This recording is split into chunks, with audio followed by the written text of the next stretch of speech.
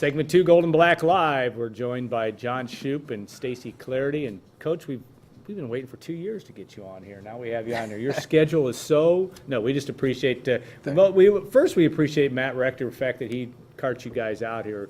We should give him wireless access so he can work during this time he spends out here. But we're grateful to have you here. Thanks for having me. Welcome to the show. Lots of questions already. We talked a little about off air. Your day job kept you from watching the entire Purdue basketball game last night, but you saw the important part at the end. Oh, heck. What did you see? You see an outfit playing with just tremendous grit. I mean, what a tough group of guys. And Coach Painter, the job he's done, the whole team, everybody. It's fun to watch. It's fun to be around. It's great energy. And son of a gun, they make you proud to be a Boilermaker watching those guys play, the way they compete. How about the defense they play with, the help, everything. I mean, those guys just got some fight in them. They really do.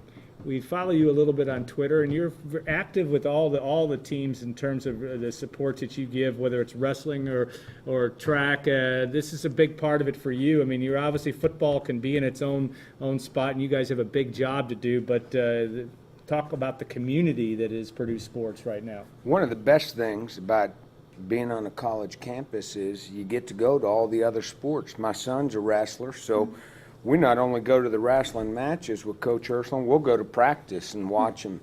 My daughter loves basketball. She loves every sport that there is. Coach V, I mean, what an unbelievable program. We'll go to basketball practice, and Coach V will be putting her through shooting drills and stuff like this. We've sat on the bench for the women's games. There is a sense of community here, which is fantastic, but it's fantastic for a lot of reasons. It's fantastic for our family. I love going to the other sports. I can't wait for the baseball team to get back up here.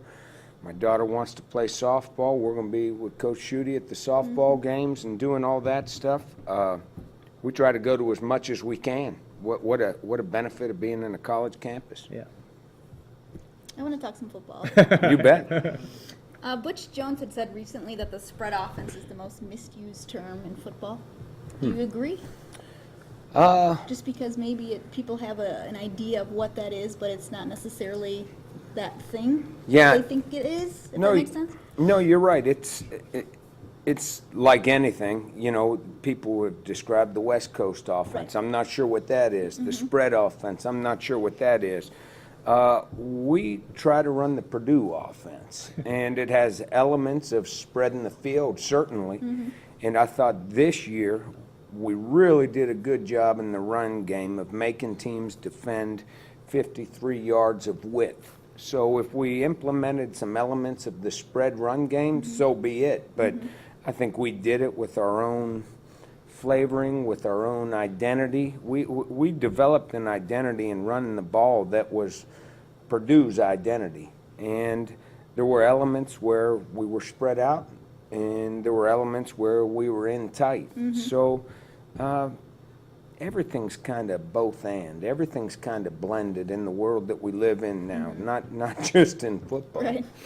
Because you've really never liked to label this offense. I mean, you know, right. I try to pin you down on that, and we can never really get. No, right. I think the one thing we try to do is what our players can do best, and I think it's important to not be put in a box. It's funny, I was just talking to Marcus Freeman, our linebackers coach, who was down at the Combine visiting with a great coach, an older man named Bob Sutton. He's the defensive coordinator of the Chiefs. And Marcus told me that Coach Sutton told him, who Coach Darrell had worked for at West Point, and I've known him for a number of years, but he said the best thing about football is you keep learning. You keep learning. If you don't change, you're going to be left behind.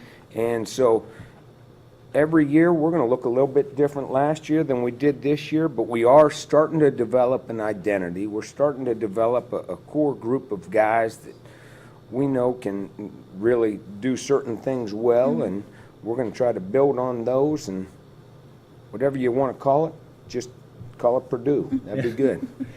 You got started you're only 29 years old now, but assuming you got started when you were 14 as in the NFL, but really, no, you started at a very young age, and you've been in this for quite a while. How much has it changed, but also you talk about you always having to learn and having to morph into something else.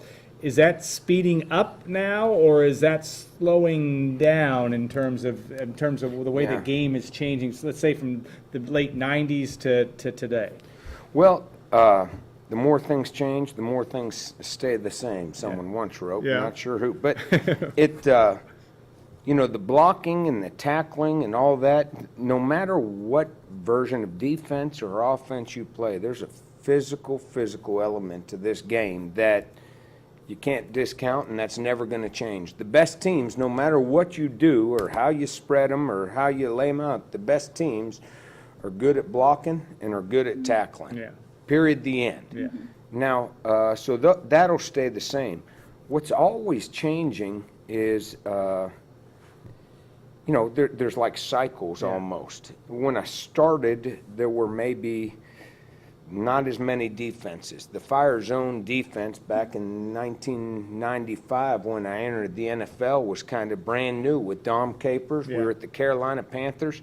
The Steelers and Dick LeBeau were on the cutting edge of it, and that's what I learned. Yeah. I learned an odd front, slant and angle, fire zone defense, and it was brand new. Well, now that's day one installation, all of those and stuff like that. So it's kind of caught up, and what you're finding now is some of the good teams now are going back to just plain Jane four-man rushes, 2 deep, 5 under zones, get more pairs of eyes on the ball and tip balls and things like that. So it's kind of cyclical, and as I get older, I'm kind of starting to see that. Older coaches had always told me, well, it's cyclical. Heck, we used to do that back in 1950. Now the young guys on our staff look at me, I'm the old guy. Heck, we used to do that back in 1995. They're like, what, 1995? I was still in high school. Son of a gun.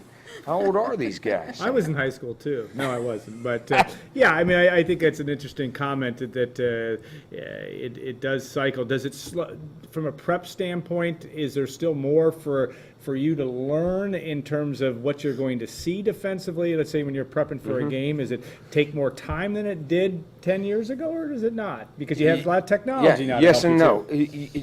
When I came into the NFL, it started a long time ago, we'd break down 3 games, and that's all. Because the manpower, you weren't taking computers home, you had video, that's all you could do. Our guys could break down 3 games before I finish a sandwich with computers, the way that we do it. If you're not careful, you'll break down 100 games, and you can, pointing at myself, paralyze yourself with information. And one of the greatest coaches that I've worked for offensively was a guy named Norv Turner. And Norv is a wonderful head coach in the league and a wonderful offensive coordinator. And he never let himself get paralyzed with too much information.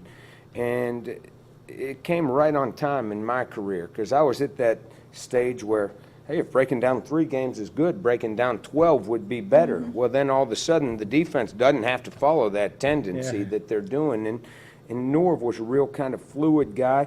You kind of want to start to develop what's the defense's identity. And once you kind of get a feel for it, then move on, and start focusing more on what are we good at. Not necessarily what's the defense do, but what are we good at and fits. And he was a really great coach to be around because he didn't get bogged down in some of that minutia that certainly I could do. Yeah. Do you still, though? Because I've heard that, you're there at 5 a.m. and you're there for, they got to kind of kick you out of the office kind of a thing. So you are better with that? Well, we're all creatures of habit, and I do like to. We're all creatures. I like to listen to Morning Edition with my cup of coffee early. So. All right. What? You also like to be prepared. I mean, that's right. Right. I mean, is there something to the whole notion that you are in your line of work where there is a ton of hours put into it that you are worried about others are doing? Oh my gosh, somebody else is going to be out preparing us, or is that something that maturity handles? Well, maturity helps it, but every good coach has got a little bit of that paranoia in them, Yeah, you know? yeah. And, you know, our staff, we've got a confident group. We're very sound in what we do. I think more and more we're giving our players a chance to have a great deal of success, and you're going to see it more. And, you know, you could always do more hours, but there's a fine line. When does it become diminishing returns? Right. I was talking to an old coach, he'll kill me if I say that. Just don't I was do it. talking to an old, no name, but wonderful coach, NFL coach for some 30 years. He said if I could go back and do it, I'd make sure that I was fresher on game day. Yeah. I'd make sure that I was fresher on game day. And that's something that really I'm thinking about, is that we go into this season, I want to be as fresh as I can be when we kick off at noon. Because, you know, sometimes those late afternoon or evening games, you get to sleep in a little bit more. It's a noon kickoff. We're up and going. So Right. when do you get that good night's rest? Yeah. What is the offense going to look like this spring? Danny Anthrop said maybe some fast-paced, Yeah. push the tempo a little bit. Well, we do want to change the tempo. We want to, like I said, live in the both-and world. Yeah. There'll be times where we huddle up. There'll be times where we don't huddle up. And there'll be times where we're going fast, and there'll be times where we're slowing it down. I think, you know, the great pitchers don't just throw 100 miles per hour and straight. You want your fastball to work, make sure you got a nice little changeup to throw them off. And so we're going to change speeds like that. But the thing that we're really talking about as a staff, that we're really talking about as a unit, is we did a great job last year of stretching the field, making the defense defend 53 yards of width. We need to do a better job of stretching the field vertically. Right. So much of what we've been studying, practicing this offseason, and these guys practice on their own. You know, we've empowered our guys. I don't have to be there for Austin, for Danny, for Dave Blau to run a 7-on-7, and these guys feel empowered. So much of what they're working on is really pushing the ball downfield. So I hope that you see that vertical element of a passing game. We found an identity running the ball. We need to get that play action passes and get behind 21 guys and throw some deeper completions. Does the identity of running the ball change, though, because the backs you have now aren't the backs you had then? I mean, you had speed backs. I don't know. Right. It'll change a little bit. The concepts won't, because Yeah. the guys still blocking for him are the same. Right. And whether we hand the ball to a hammerhead behind King, Kugler, and Roos blocking, or we hand the ball to a fast guy, it's still a good decision to hand the ball off behind those guys. Right. So there's going to be elements that are going to remain the same. What might look different is the ball carrier. He may punish a guy instead of make a guy miss. Right. He may dip his shoulder, and it may be 6 yards, 6 yards, 6 yards instead of 18. Yeah. You know, and we're going to have some guys that also might be a little bit more explosive than people think. Well, while they're big, there are some guys in that room that are going to be a little more explosive than people think. I'm gonna let you keep asking your question because your segment's running out. So do you have any other questions you'd like to? I have some. We have lots of them here. What? I said, of course. Okay, then fire away. Fire away. But just, I guess we can just kind of stick on the running backs a little bit. You know, Markel is a guy who put up ridiculous numbers in high school. He did. And Kyle had talked to him and about how he has to manage, I guess maybe manage his expectations a little bit. You know, like he isn't necessarily going to get 80 yards, 80 yards, 80 yards. He's going to have to maybe be okay with a 4-yard kind of a run. I mean, do you see, I guess, how do you view him and what he can be? Is that, can he break the big run, or do you see him? We'll take maybe those 80. Yeah. You don't got to manage them too much. You know, He's more of a power back? it's funny that you say that, though, because this is an important thing. You know, there was a coach, Jeff Tedford was a coach at Cal Berkeley. Right. He was a friend of mine. And he hired a coach one time on his staff from the CFL. And, you know, I asked why he hired that guy, and he told me because the guy's used to scoring 50 points a game. I wanted a guy around me who's just used to 50 points a game. That's just what we do. I like hanging around a guy who he's used to having 200 yards rushing. That's what he expects to do. It's not going to be so there's elements of that are really good. Now, what you got to do is you got to be realistic. You got to make sure that you fit in locker room wise. But that edge, that confidence, that demeanor is something that can serve us really well. And we expect a great deal of production. We're recruiting guys that have a great deal of production because, son of a gun, we want them to have a great deal of production when they get here. Right. Keep fire away. You got any other Really? ones? Yeah, it's all you. We're going to talk Pirates baseball. I know, right? And pitchers and catchers showed up. No, I'm excited about it. That would probably only But be exciting I'm excited for us, just though. the warm weather that brings the pitchers and catchers. But go ahead. DJ Knox is a guy I really like, and obviously, you know, he didn't get any snaps on offense for you last year, but, you know, him and Keontae kind of going at a little bit with Markel, too.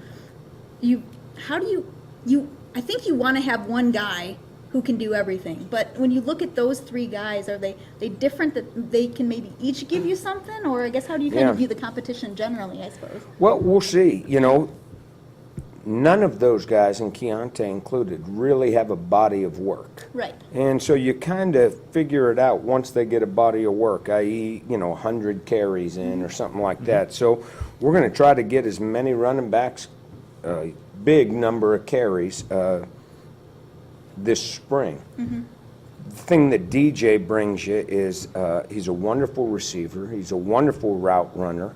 And you couple that with, he may be short, but he's put together now. I mean, he is thick. Maurice Jones-Drew is short, too. In Keontae, may not be the route runner or whatever, in between the tackles, that guy can same foot, same shoulder, and deliver a blow as well as any linebacker on our team. And so you're right. They're all the guys have elements that are good, and the one element that trumps all of them is production. And so whoever continues to have production, we have a phrase, coaches don't decide who plays, players decide who plays. And whoever ends up having that production, you'll figure out you'll be able to see who the tailback is. Yeah, okay. We can move on for Kyle's segment. Okay, we haven't even talked about quarterbacks Well, yet. let's ask a question about quarterbacks. Go ahead. You're here. Who's going to be the quarterback? I don't know. It's kind of the same thing. Yeah. They'll make that decision. Yeah. Boy, it's a good problem to have, isn't it? Yeah, experience. I think there's. Is it a good problem? In all Sure. seriousness, is No, it? no, no, I You know what would you mean. rather have one guy who is just hands down separated from everybody? Yes and no. I wouldn't rather have one guy and nobody that could play behind him. Yeah. We've got 4 quarterbacks under scholarship that have multiple years left. Right. Multiple years left. That we think highly of all 4 of them. Boy, I've been in situations where I've been looking for, hey man, can you throw the ball? I mean, you're in the bathroom seeing if running back, hey, can you throw the ball? Can you, there's worse problems to have. These guys are hungry. They're smart. Where we got to improve is we got to improve at the quarterback position, but we're working our tails off to improve outside the numbers as well with those wideouts. And those guys are doing a lot of the work right now that's kind of invisible, where they're training, they're developing trust, they're developing camaraderie, confidence in one another. They're all doing that work. All right. Well, Kyle's in the bullpen, and he's ready to come in. We're going to use our spring baseball term. He's ready to come in to finish that. And Stacy, he'll be available for another hour or two to answer all the questions you like. No, I mean, we're just giving He's you like, time. no, I'm not. Talk baseball. Yeah, baseball. That's right. We'll talk Pirates baseball. All right, we'll take a 2-minute break. Bring Kyle Charters on for segment 3, Gold and Black Live. Let Coach Shoop get a drink of water maybe as we're wearing him out here. But we'll look forward to another spirited segment 3, Gold and Black Live, here in 2 minutes. Stay tuned.